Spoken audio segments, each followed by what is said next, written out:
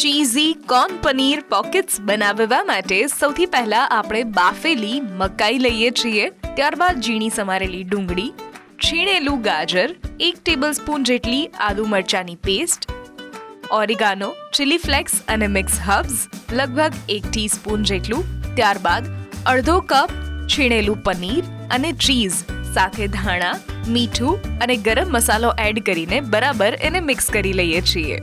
તેલ ગરમ થઈ ગયા બાદ સમોસાની સ્ટ્રીપ લઈએ છીએ અને આ રીતે કોર્નફ્લોરની સ્લરીથી અથવા તો મેંદાની સ્લરીથી એને ચોંટાડીએ છીએ. વચ્ચે 1 થી 1.5 ચમચી જેટલું પૂરણ એડ કરીએ છીએ અને બધી જ જગ્યા આ રીતે પેક કરી દઈએ છીએ.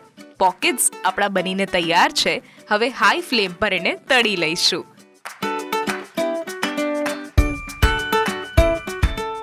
તો તૈયાર છે આપણા ચીઝી કોર્ન પનીર પોકેટ્સ.